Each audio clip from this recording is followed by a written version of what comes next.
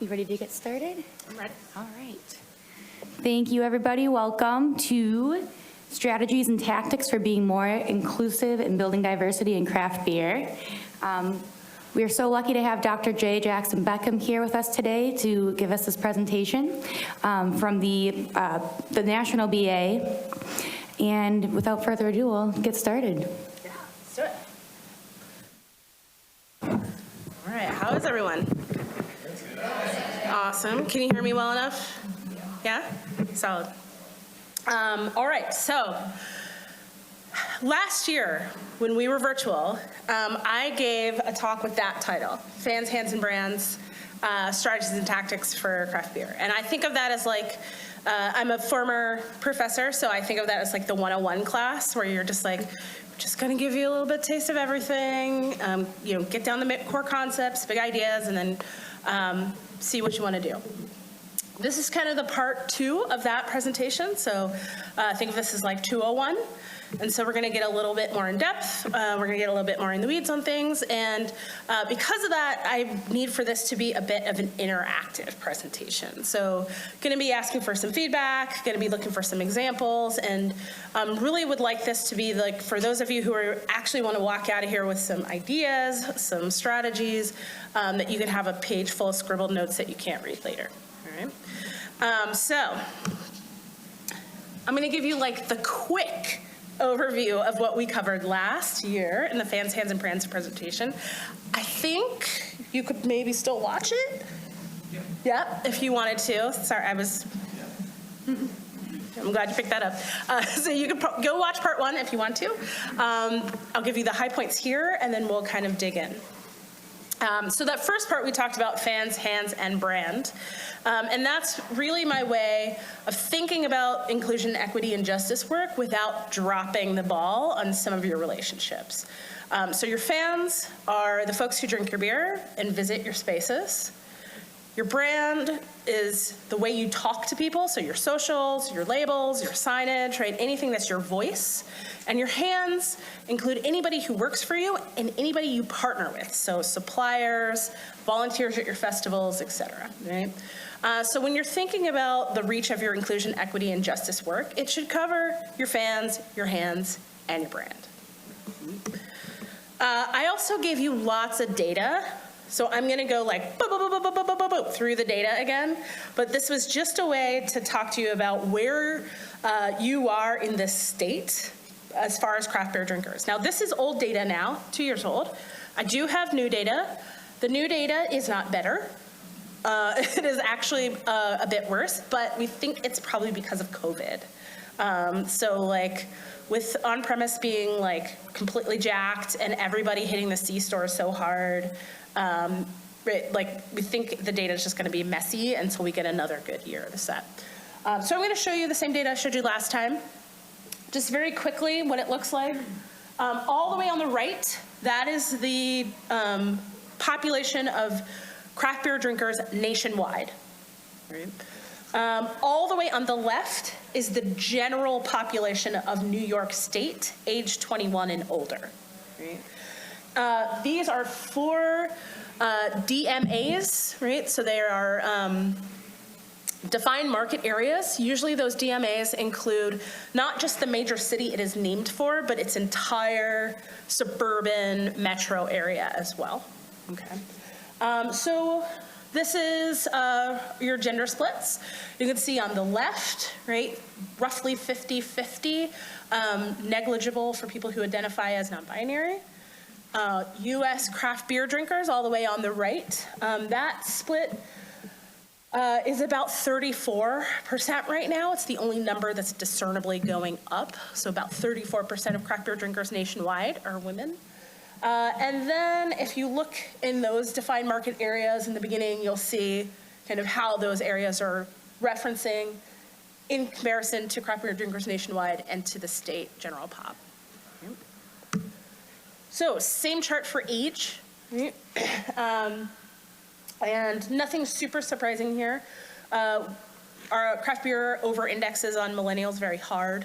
That'll continue to be a trend, although the younger ones who are not quite coming into our data yet, they are not drinking beer. They are not drinking beer. And a lot of them are not drinking, right? Lots more sobriety, solo cannabis users, and then those who are drinking are going to craft spirits. They're going to the, RTDs, right? All that kind of stuff. So those older populations on which we're under indexing are probably going to actually get more and more important going forward because the Zs are not coming to beer in the numbers that we have. Here is your numbers on racial and ethnic diversity. Everybody makes the sad face when they see this one. They're like, so work to do, right? Just to give you some references, the reason why we have so few categories here, right, it's like Black, White, Asian, is because the numbers in other populations are pretty negligible. Probably the largest group there is African Americans. African Americans make up roughly 13% of the American population. They make up 4% of craft beer drinkers. So lots and lots of inroads could be made here. And then here, split by Hispanic, non-Hispanic identity. Hispanic drinkers are our fastest growing ethnic demographic, non-white ethnic demographic. Lots and lots of opportunity to make some inroads here as well. So, you saw this data this morning, so I won't harp upon it, but this is the demographic splits by position of who we employ as an industry nationwide. Again, the trends you see is there's usually diversity is concentrated in certain positions, and it is usually concentrated at the bottom of the organizational chart. So less diversity in ownership and leadership. In terms of racial diversity, you see most people concentrated in non-brewing production jobs and front of house service jobs. Same thing happens with gender diversity. We have a bump on ownership because of often husband-wife ownership teams. So that's the data review. When we did Fans, Hands, and Brands too, I gave you 3 kind of guidelines for embarking on this work, and I give you 3 metaphors to hang the hat on. Right? First metaphor was out a black belt, right? And I basically was saying, don't put the means, confuse your means and ends, right? If I stand up and say, I have a black belt in karate, I can't do karate, right? If you stand up and say, we value diversity, you're not gonna have diversity just because you stood up and said it, right? So you have to do stuff. You can't confuse ends and means. And we talked about that today. The stuff is inclusion, equity, and justice, right? Second metaphor was ants, right? That's related to a very bizarre story about my kitchen. But essentially it's about bait, right? And the idea is a lot of us, when thinking about reaching out to populations that we don't have relationships with, think about creating bait. So can we have a crappy hip hop night? Can we make it taste like fruit? What can we do to get the population we don't have? And I always say, don't worry about trying to lay bait for a population. Think about what barriers they might be experiencing and then get the barriers out of the way, right? So don't confuse ends and means. Look at barriers, not bait. And the last one is to think about things like a new recipe. I asked people how many times does it take them to brew a particular recipe before they really nail it, right? I get a huge range of responses, but lots of people say somewhere between 4 and 7, right? One dude always is like, once, and I'm like, and I was not drinking there. And then there's also the people who are of my own heart, who are it's never right, And so I think that doing diversity, equity, and inclusion work is exactly the same. You have to expect to do things multiple times before you're good at them. But unfortunately, what we tend to do is we have this training and then we're done, right? And that's not how it works. So today we're really gonna get down and dirty on this part, which is what do we do? How do we assess it? How do we figure out what's working for us? And how do we reload and go in if we need to do it again? So when we start there, I think the first thing that is really important for you to do is define what it is you mean when you say diversity out loud. Right? What does that mean when you utter it in your workspace? And there are two reasons why I think it's important to do this. One, it is almost impossible to work toward a goal that is undefined, right? Then how do you know what you're doing if you have not defined the goal? But two, this keeps you from using the word as a euphemism, right? And a lot of people say like diverse or diversity, and they actually mean like brown. So I want to tell people, like, if what you mean is black and brown, say black and brown, right? But like when I say the word diversity, I mean everybody, right? Like that's actually what it means to me. So people are like, well, not white guys with beards. And I'm like, no, they're in diversity too. If you mean everybody, you mean everybody. So have a conversation amongst yourselves and with your teams. What do you mean when you say diversity?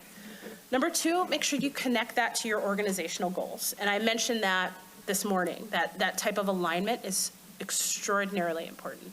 As I've mentioned, I used to work in higher ed, and working in higher ed is interesting because it's a combination of like people who are like so motivated it's a little bit terrifying, and people who look at you like as if you're like some sort of like inanimate object, and they have to stare at you, right? And for those people who look at you like an inanimate object, if you spend enough time talking to students, one of the things they always said was like, it's hard for me to invest in something when I don't understand why I'm doing it, right? So like the busy work effect. If you go to a class and you get an assignment or a worksheet or something, you're like, why am I doing this? I don't know what I'm gonna get out of it. I don't know what I'm learning. I'm not sure how this is gonna help me when I graduate from here. That's the quickest way to make somebody feel disillusioned. And I think we do this to people a lot when we give them diversity, equity, and inclusion things, right? We give them those jobs and we don't connect it to, why are you doing this? How does this affect your job every day? How does this make this business, this specific business, more successful? And while the fallback, it's the right thing to do, is not bad, it's also not effective. So make sure that you have connected these things to specific goals of your organization. If your goal is to make better connections with your local community, connect it to that goal. If your goal is to get out of debt or put hazy shit in cans and sell, then make that your goal, right? And say, this is how this gets us from A to B. Finally, you should create a responsibility structure. And that's really a person, a committee, or even just a document that holds the responsibility for these practices, right? You have to formalize it. And if you don't formalize it, the idea is that no one has any specific responsibility, and it will just kind of get passed over ad nauseum, right? So there needs to be some formalization. There's a really, really great sociology scholar named Rick Dobbins. He's out of Harvard.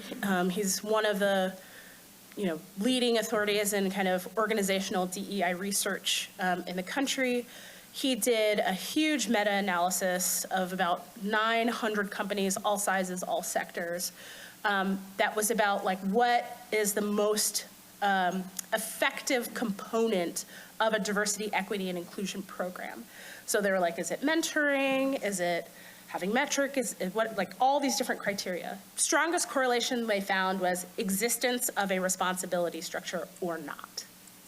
Right? So it didn't matter what else they were doing. It was just, does someone or something hold responsibility? So make sure you have that in place. So you saw that this morning, right? We start with strategic goals. And strategic goal for me has a couple of different qualities, right? One, it's connected to, it's aligned, right? So it's well aligned and it's taking you forward. Two, it is measurable. And I don't necessarily mean you have to bean count or click people, right? But there's some way you can measure progress on the goal. 3, it has an end point. So it's not like one day forever we will do this. It has a clear end. Right? 4, it is like an attainable goal. It's something you can do, right? So that it's not so far outside you won't do it. Right? Those of you who are dorks know I'm talking about SMART goals right now. So, SMART goals are great to pull in and use as strategic goals for these types of practices. I use this graphic with 3 because I think taking on more than 3 is actually very hard. One of the first things that I hear from groups that first form, like they form a inclusion committee or they have something and they start talking, and then they'll reach out to me and they'll be like, okay, Dr. Day, you need help. One of the main problems I see is they are trying to do everything. Right? They're like, okay, we have this, and we have this, and we have this. I'm like, yep, those are the things. You have to stop. So 1 to 3 goals at most, I think, is all you're ever going to want to bite off, right? If you are a person who has, a social justice mindset and you see inequity and it bothers you, that will be hard for you. Right? But work with a couple goals and you'll have more success. So when I talk about measurable, I use a really quick staging process when I do measurement with the folks I work with clients. And for me, this is a 5-stage process. So we talk about 1 to 5. And when we do assessments, that's the scoring I do. I don't like assessments with complicated scoring. So stage 1, I call that the inactive stage. That's when there is just no inclusion, equity, justice work being done whatsoever. No progress being made, and it's not explicitly part of the organization's goals in any way whatsoever. Right? So that's just baseline. Stage 2, we call that the reactive stage. That's when your organization has a compliance mindset. Right? So they might think about it, but it's like, got to make sure we're not messing with ADA, that we're not violating any protected employment classes, that I think New York is a state where you have to have sexual harassment training. Yes. Yep. That I've done my sexual harassment training, right? It's about hitting compliance markers and nothing beyond that. This is also where I'm doing it because I feel socially pressured to do it, also falls in. So crap, something happens, now I have to say a thing on Twitter, then people are going to yell at me on the Twitter, right? That space is where I think is reacted as well. Right. Stage 3, we move into the proactive stage. This is when the organization has clear awareness of the value of inclusion, equity, and justice in their practice, and they've started to do systematic and systemic implementation. Right? They may not be experiencing many results yet, but they have started to do that implementation work. I would say this describes a lot of folks, where they're like, okay, I've got an anonymous reporting system now, I have implemented a code of conduct, right, they've done lots of this kind of groundwork, but maybe they're not seeing the returns exactly just yet. In stage 4, this progressive stage, the organization is doing the implementation work, and now it is starting to see some improved results and outcomes. And we'll talk about what some of those look like, right? But the work is actually starting to yield some improvements, some dividends. And then stage 5, the stage of best practice, that's when your organization is demonstrating best practices in the area, it's achieving success and results, and it's serving as an exemplar for other organizations in the space. Right? So we're going to talk about a bunch of things, and throughout this process, I might ask you, to show of hands, and we'll safe space it in here, so no judgment, everybody. Are you stage 1? Are you stage 2? Are you stage 3? Are you stage 4? And you'll be different stages in different places, but we'll get there. All right. Just want to say we're going to talk about measurements a lot, right? We're going to do KPIs. We're going to talk about that kind of stuff. I want to make sure when I say measurable, you are not thinking quota, okay? Not thinking quota, right? So we're not saying oh, we got 2 blacks today, we got 3 more left, right? We're not doing that at all, okay? I mean, I do get invited to a lot of breweries, so maybe. So we're not talking about that, but there are lots of things we can measure. Sometimes we do measure, right, people, but a lot of times we don't. And so we'll talk about how to do that ethically and how not to set up quota thinking, because it's just icky for everybody. So we're going to stay way clear of that. All right. So strategy we're going to take once we have strategic goals, right? We've got those 1 to 3 goals, no more. Now we're going to start locating what the barriers are related to achieving success on our goals. Right? So this is our goal. We want to be successful. We can't be. What's stopping folks? Right? What are the barriers?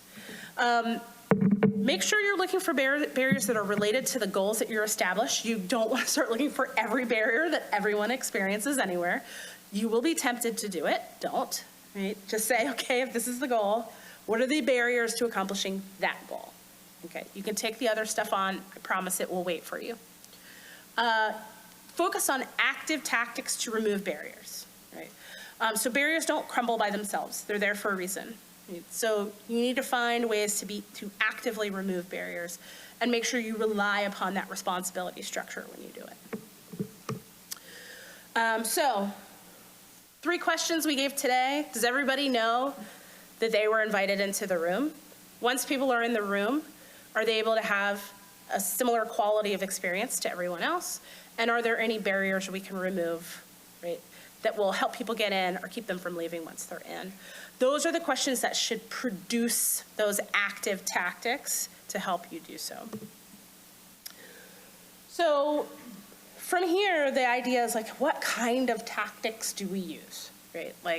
And one of the things I see often is people will often use the same type of tactic over and over again. Oftentimes because they've had success with it, and we go back to what we're good at. But a good example I've had is lots of times people will have festivals or events that are connected with or outreach to underrepresented communities. Right? And then it'll work for them. They'll be like, great, we had a great group of vets or deaf folks or Latinx community or whoever came in for this event. We'll do it again. And then we'll do it again. And then we'll do it again. Nothing wrong with doing it again and again, but it's not giving you a holistic practice for your inclusion, equity, and justice work. And what you may do is just create a really rad event, which is useful, but that's maybe not moving the whole thing forward as much as you want. So when I think of holistic inclusion, equity, justice practice, I think it has 4 big buckets. First, I think it has to have really wonderful, aligned, strategic vision, right? And that's kind of what we've been talking about up until now. How do you set goals in different places? You have to have systems in place to support that vision. So when we talk about things like codes of conduct, onboarding procedures, right, things that you do for promotion and things you do for punishment, all of those systems, right, need to be in place, and you have to evaluate them in terms of inclusion, equity, and justice to make sure they're fair for everyone. You have to do assessment or you're not going to know where you're going. And then learning and skill development is the last piece, right? Always adding skills to make sure your competency level is high. I would say oftentimes people just do this, the learning part. So they bring somebody in, they're like, we're going to do implicit bias training, right? And then it's not built into the vision of the company. It's not embedded in the systems. They're not measuring whether it's made a difference or not, but they just had the training, right? And then they probably did it once and they're like, done, right? So if you really want your stuff to stick, right, make sure that you have it integrated into all 4 of these buckets. All right, so here's where we're gonna really get into it. So that 5-stage process I have, when I work with clients, we look at 12 areas of their organization, and we rank them at what stage they think they are at in every one of these areas, all right? So I'm gonna do this, and it's just gonna be sight. Again, there's no judgment here. Just remember 1 was nothing is happening, right? That's just the baseline. And 5 is we are operating at best practice, right? 3, remember, was like we've just started to implement things, but we're not really seeing any results yet. 4, we're into the implementation, we're starting to see results. And 2 was we're probably in a reactionary space, right? We're doing compliance and, responding to social pressure. Right? So I'm going to talk through each of these 12s, and what I want each of you to do is just quickly flash fingers, like where do you think you are, stage 1 through stage 5. Okay. So in the first area, vision and strategy. It's that alignment work we were talking about. So is inclusion, equity, justice embedded in the vision for your business? Do you have clearly defined goals, and are they aligned with your overall business goals, right? 1 through 5.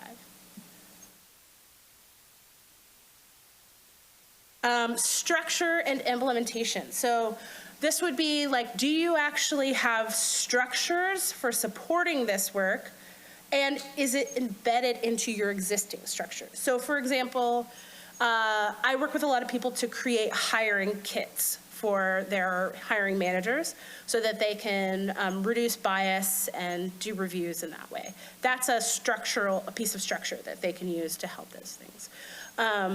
So same thing, structure implementation, where are you at?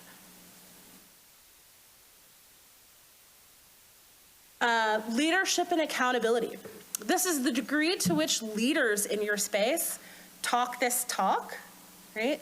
And hold themselves accountable for leading in this way, right? 1 through 5. Cool, thank you. All right, pipeline development and recruitment. This has to do with the stuff before you hire a person. So to what degree are you trying to build more diversity into your employment pipeline ahead of time, right? Or doing recruitment strategies that include greater equity, inclusion, justice.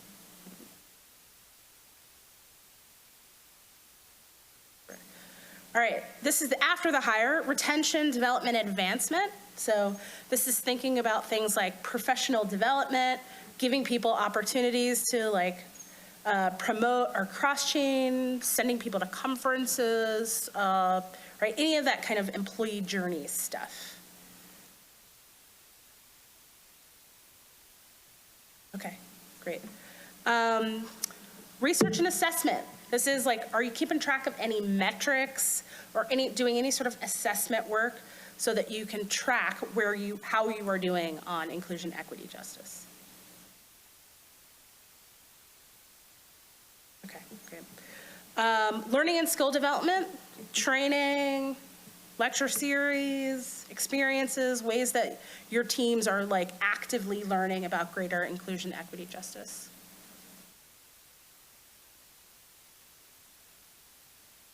Internal communications. So this is how you talk with your team. Meeting strategies that are aimed at being more inclusive, newsletters, giving people in the space the opportunity to speak with their own voices. Awesome. Marketing and external communications. This doesn't just mean yammering about DEI to other people, but it might be who can see themselves in your Instagram feed, right? If your Instagram feed is a mirror, who's that a mirror for, right? Or whose voices are speaking externally from your spaces.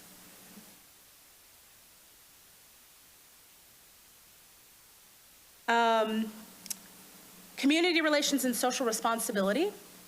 So we're talking about the types of relationships that you have with vendors, with other people in your community, with nonprofit organizations, sustainability partners, things along those lines, right? What nature of those relationships? Yeah, often higher in those areas. Your products, services, events, and space. So this is where the famous beer labels, signage, product names, things along those lines, right? Do you have ways to kind of make sure those things are inclusive or at least not horribly offensive? Right. Okay. And then lastly, supplier diversity. So like what sounds like, are the people who supply you on the vendor relationships, do they either have great representation among their leadership and ownership, or do they have like values that align with your own inclusion, equity, and justice values? Yeah, and suppliers are hard, I know that. Yeah, that's a hard nut to crack. Okay, so I will just say no shocks, right? And I think something probably all of you experienced where like in some areas really you were like, got it, right? And other areas are like, oh. Yeah. So you can be doing really, really well in some areas and need some more support in other areas. This is just a really good way to like kind of map it all out. And again, like I think one of those problems is like we tend to take on too much. So I would like to tell people like, use that guideline to create a strategy so you can say like, if there's anything one, we're doing one first, right? Like we want to get the ones to twos as quickly as we can. But then once you're there, you might say, you know what? We could take this 3 and like go best practice and then really be solid there and then use that as a model for kind of working through some of the other stuff we're doing because we know we're succeeding there. So it's not always like this is on fire, put it out type of emergency. It's a way to kind of strategically see what you're doing effectively and where you could do some more things and make decisions strategically, because what nobody in here has is like gobs amount of excess time or gobs amount of excess money. Right? So you kind of can't afford to do things haphazardly. So what we just did actually, and I'll get your question in just a minute, was this self-assessment tool. I have put it online for you, so you can download it right now if you would like to use it. Just go to craftedforall.com/SA-tools, so self-assessment tool. If you have areas of business practice that I didn't say, wasn't in my 12, there's actually space at the bottom to add your own. So if you want to add other areas to kind of think about and assess, you can add those as well. This is a free tool that I give to everybody if they ask for it, so feel free to share it with people if you think it would be useful for them. I had a question back here.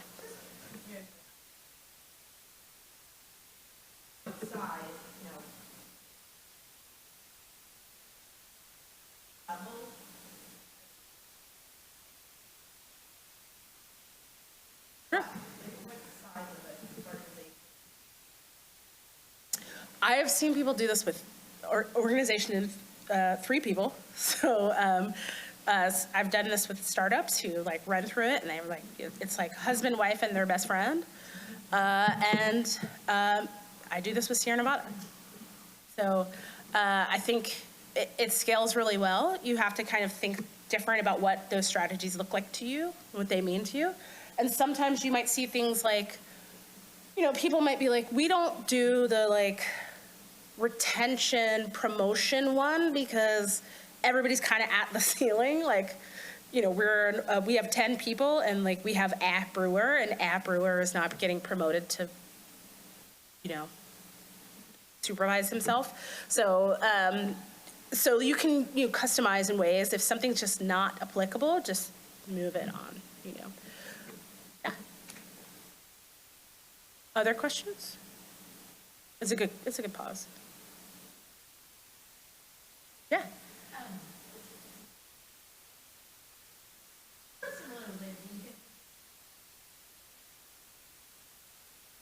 Yep. I have a hard time because I've only lived in big, Yes. and only worked in, right? So now, in a very different context, and I'll say specifically in a very context, what do you think, what is a good place to start? So, you know, it's super interesting with rural businesses in particular. A lot of them tend to take a very outward-looking approach to this work. So a lot of times it's kind of like, we are so core to our community that like the relationship we have with our folks is a really impactful one. So if we have a supplier who, has similar values to us, making that relationship with that supplier like open in our small community is actually really impactful because you're speaking with a little bit louder voice in your community. So I would love to chat with you just about some examples. There's a cidery in like way the hell's upstate that I worked with a little bit, and it's similar, like they think of themselves as almost like thought leaders for the community. So their gaze is not as internal as some of this is. It's really a lot like more outward looking, but it's super interesting. So, yeah. Other questions? That's a good one. So, if you remember, we got here. Right, and we have our goal. We have some tactics that we're putting into place. We know where we are. Right? We've done some assessment work. We know for stage 1, stage 2, stage 3 in a particular area. And now the idea is like, okay, we got to put a tactics in place and we got to measure. And I call these level ups, right? Because I also am a game dork.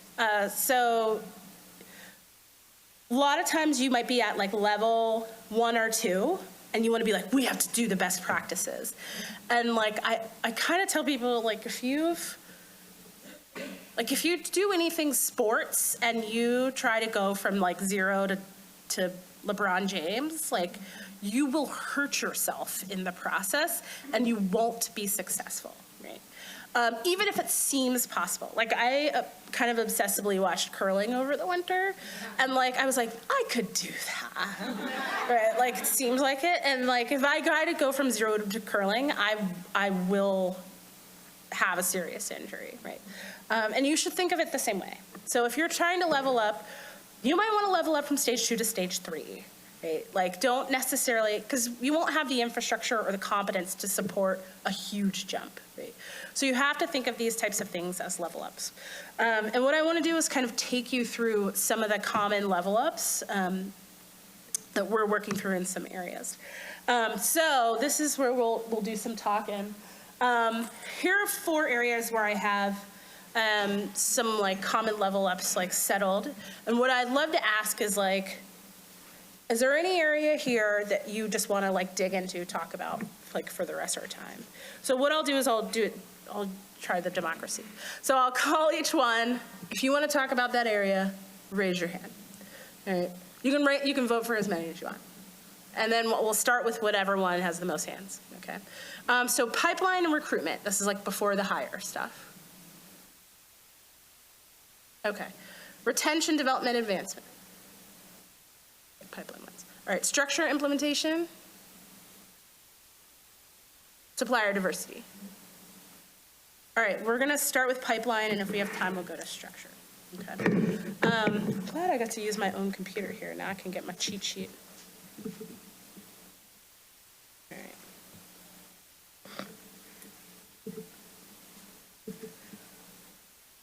Oh, so tiny.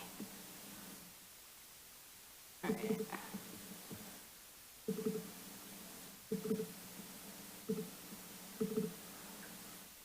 Here we go. I'll just put this one up for you guys too. How about that? We'll get some freebies out of here. All right. So basically in these pipeline level ups that I do, we start with what stage you're at, right? Where are you? And I'll give you a couple of indicators. So what does this space look like? Here are some key indicators of that area. And then some specific strategies that you might be using in that area. And then we basically just look at the next area up and say, okay, this is what it looks like to level up. Right? So I think when we were talking about pipeline, I think a lot of people were in the 2 range. Does that sound right? Maybe? Okay. All right, so if we're looking at stage 2, indicators, it looks like there are no formal efforts to increase the size or to shift the composition of your recruitment pipeline. Right? So that just means like you're putting ads out in the world, but you really don't do anything to kind of move the needle on how many applications you're getting or from whom you're getting them, okay? And then a second indicator, the hiring focus is based primarily on representation to meet numerical demographic categories. So you might be like, we have to hire a woman. Like, we really do, though, you know. And that's really just like, we just have to do it because it feels icky and we have to get one in here, right? Those are kind of two key indicators of being at stage 2. Okay. So strategies that you're doing, right? You're sending out recruitment announcements, but they're not strategically distributed to reach more people or new people. Your recruitment systems don't take into account people from different cultures or backgrounds or how they might respond to interview questions. And your desire to increase in diversity in the workforce has been expressed, but it's not necessarily supported by how you run your hiring process, right? So you're like, we want to do it, but we're not changing anything, right? Which is the way we do. So if that's what you're doing, right, the idea is you want to get to stage 3. Right? So don't try to like shoot for the moon, but level up stage 3. So here's what stage 3 looks like. Right? So the organization is making ad hoc efforts to make itself known as a potential employer for underrepresented populations. So maybe you're like, you know what? That neighborhood that's in walking distance actually has this active Facebook group where they're just talking about whatever. I know somebody that lives over there. We could just start getting them to start posting our job announcements in the Facebook group, right? And see if we can get some folks from there. Or we had a conversation with our city's workforce development agency, and now we have a partnership so that we can talk to people about jobs where we are. Right? Or we advertise our jobs in a non-English newspaper that's distributed in our area, right? So all of those are kind of strategies you might use to get more eyes on your ads. But there's no like system, right? It's just kind of hit or miss ad hoc. Another indicator, the workforce is beginning to reflect the diversity found in the organization's qualified labor pool. But there's still underrepresentation of certain groups at mid-level. So in your kind of middle jobs, if you have them, or among your leadership, right? So it's that idea that maybe you do have lots of different types of people, but they are literally all taproom servers. You see a lot of that. So what are strategies that look like at stage 3? If you're at stage 2, these are the strategies that will get you to stage 3. Recruitment and advertising, put them in DEI-related places, right? Right now, like Pink Boots has a job board, organization called Beer Culture has a job board, lots of guilds are putting job boards up. So there are industry-specific places where you can get more eyeballs on these types of things. Workforce development agencies, I mentioned, are great resources. They will do lots of work for you. Nonprofit partners, right? Networking through existing employees, things along those lines. Number 2, your managers are educated in understanding the differences and the impact their biases might have on the selection, onboarding, job functions, et cetera. And I'll give you one example that I was super guilty of until I got made aware through some courses I was taking. How many have either asked or been asked the question at the end of an interview, do you have any questions for me? Right, like everybody's like, oh yeah, that question. If you're me, you came to the interview with questions, anticipating that you were gonna get asked that question, even though you were like, I don't even know what to ask, I'm just making some shit up so I can be seen to ask the question, right? And if you are hiring, and this was certainly me, you were like, if they don't have any questions for me, that is a red flag, right? I was like, that is a red, nope, you need to have questions, right? So I went to this class, and they were talking about interview behavior, right? The idea that everyone has a certain type of behavior when they show up for interviews. And they asked us, where did you learn your interview behavior? And everybody in the room was like, school? Like, I think they told you, like, this is your job, and like, wear your church pants, and like, right, like you like how you learn to interview. But what they actually said is most people actually learn job appropriate skills like throughout life. So it's like while you're being socialized as a kid. And specifically, if your caregivers are employed, they often teach you the behaviors that are valuable for them in the workplace, like inadvertently. Because they're like, these are the skills and the traits that lead to our survival, so I'm going to pass them down onto you. Like, this is literally what we do as species. We're like, I'm giving you valuable stuff so you can survive. So people who are in positions that are often, like we often call them white-collar positions, right? Often inadvertently teach their kids a lot of skills about speaking up and speaking out, being creative, having innovative ideas to bring to the table, right? Asking questions, being ready to be asked questions because you believe that your opinion matters, right? And these are all like valuable work behaviors.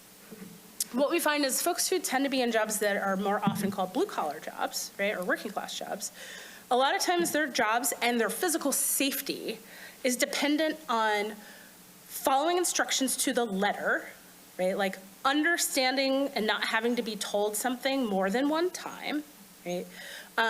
Being able to do like something quietly, well, don't ask questions, put your head down, get the work done, right? So if you ask somebody who was socialized in an environment where they learned those second set of skills were really valuable, if someone says, do you have any questions for me? They might hear, oh, they think I wasn't listening, or they think I didn't get it the first time. So they say, no, I got it. Right? And for them, that was a very successful interview behavior. Right? And I thought about that and I was like, oh, I gotta take this bias and check it out the window, because that was a super strong bias that I was holding, right? So making sure that your management, right, has some education about how their biases function and how they might show up in a job recruitment process is really important. Organization is making attempts to remove biases based on personality types. Y'all, we do a lot of like, I would like to have a beer with them, hired, right? But like your ability to have a beer with somebody totally doesn't predict how well they will do their job. So a lot of times that's called affinity bias, right? We perceive people to be similar to us, and so we think they're great. Trying to remove, right, like all of those personality-based biases and make sure we're focusing on who can do the job. And then finally, the organization's commitment to IEJ is a central part of their public messaging throughout the recruitment. So not just the like EEOC statement. When people see that, they're like legal, blah, right? And they really don't think it means much. So you might have to like say more or put more to communicate your commitment throughout. Right? Anybody want to hear level 4? Did we get everybody? Yeah, okay. I was leading you. I was like, head, no, yeah. Okay, so level 4, here's the indicators. Your organization has formalized processes for developing and allocating resources to process a bigger pipeline. I love this because a lot of times people walk around and talk about diversity, equity, and inclusion, and they're like, I gotta do the work, right? And I'm always like, what is the work? What is the work you're talking about? And they're like, showing up. And I was like, right? And I was just like, I saw you angry tweet. That's not doing the work. The work is, if you have strategically put your job announcements in all these new places, you have more applications to process. Someone's busier, or your HR person needs help, right? Or your HR person who is like you in the night, right? Like, you have more things to do. That's doing the work, right? You have to allocate more time, resources, person power, whatever, to like actually processing those extra applications, okay? Number 2, the workforce increasingly reflects the diversity found in the organization's qualified labor market, and underrepresented groups are beginning to be represented in mid-level and senior positions, right? So I think of that as like, does the community look like your workforce, look like your leadership, right? Like that's the kind of mirror that you hope can go all the way through. And you're starting to see signs of that at stage 4. All right. So strategies here. Recruitment and selection panels understand how bias enters into recruiting and therefore include members of that are knowledgeable about diverse populations in the recruiting process. Hiring committees are like intentionally exposed to a variety of cultures, markets to like get them accustomed to talking to different people. I will say one of the coolest things that I have learned about running a mentorship program with the Brewers Association is that the people who are mentoring in my program are like, I have just had more conversations with XYZ type of person than I've ever had in my life. And now I feel like more comfortable, more competent to just like talk to these folks when they come in and are applying for a job. And I think that's super rewarding. So like making sure people have exposure. And then employees are encouraged to consider development opportunities and positions outside of their current functional, technical, or professional area. And that's things, when you think about pipeline, your pipeline is also inside your business, right? So anybody who's might be willing to move around, might be willing to move around or move up. Right? So thinking internally about your pipeline as well. Cool? Have about 10 more minutes, but there's no one in this room right after. Okay. So let me go back here. Oh my gosh, it's tiny. Slideshow. From current slide. Okay. So, thought I saw a hand, but I didn't. We'll hold on this since we have 10 minutes, but the idea is in each of these areas, right? You can look at where you are at what stage, right? And then think about what it takes to level up. That level up sheet that I have one for every area. Right? So if you need one, holler and we'll get it to you.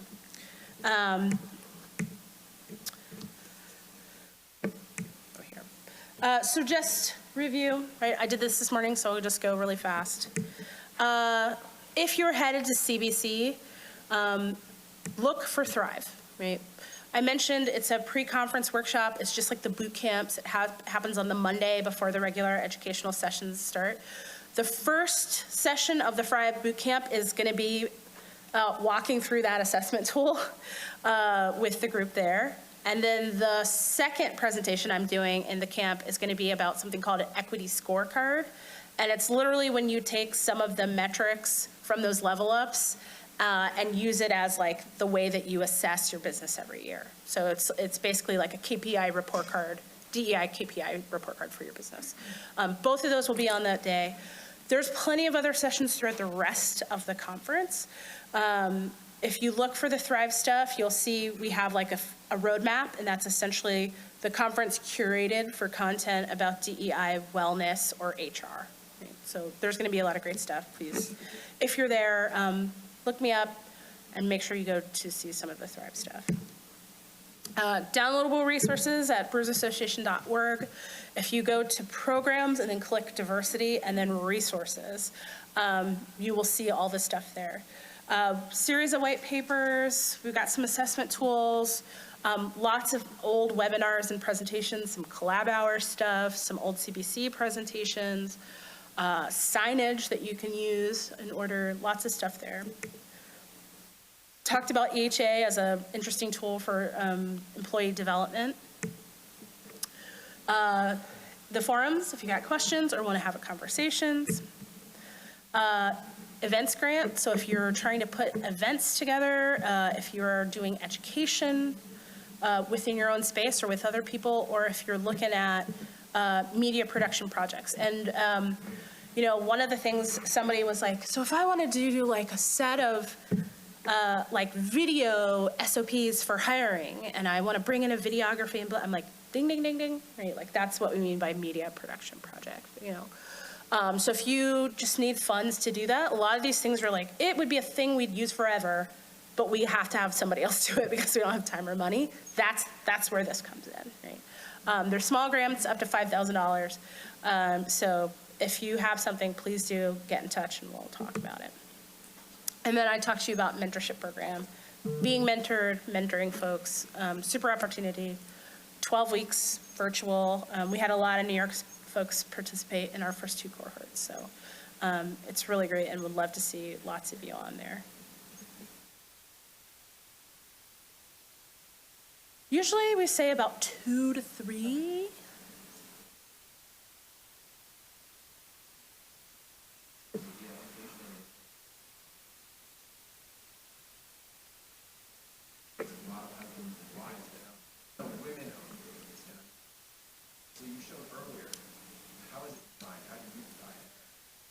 We say are women part of the ownership group?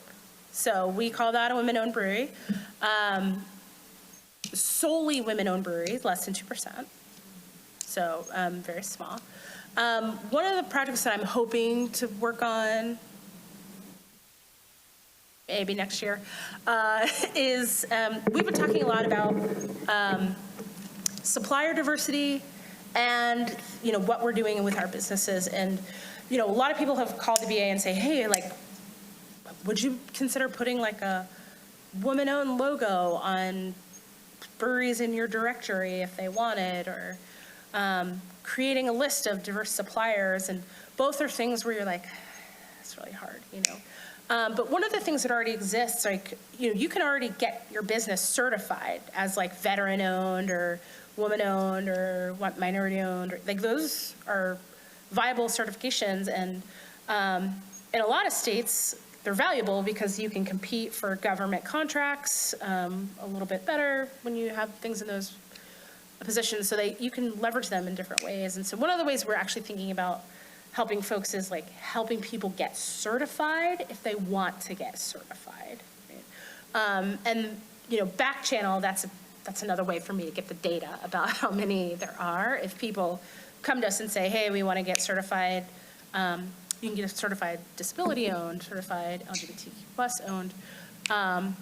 Those certifications cost money, but that's the kind of thing trade associations should absorb for their members. So I would tell people, it's a little belittling to say that like doesn't count because like your male partner also owns it. Like that's stupid. So I would say it's still in the 20s, but if they want to say solely women-owned, then go there. But still women-owned if it's, And I also tell the media, like, I almost refuse to answer those questions unless they tell me why they want to know.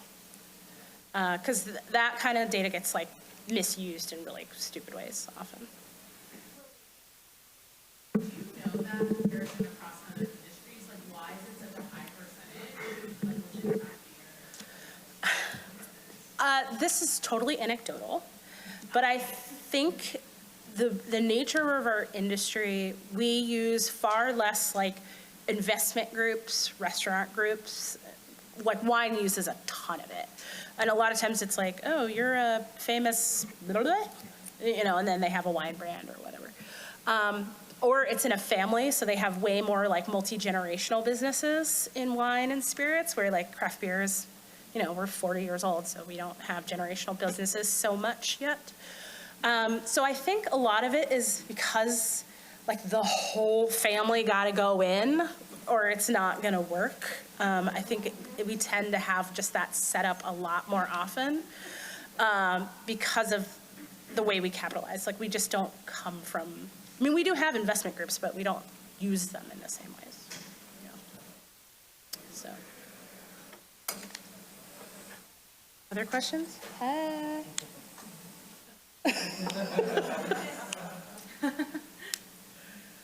Any others? Okay, cool. So I forgot my business cards, everybody. So if you want to reach me, that is the email address. And I'll get together with the guild folks, maybe about both decks, the self-assessment tool, some level up sheets, and maybe they can just package it all and send it out to everybody. That would be great. Thank you so much. Yeah.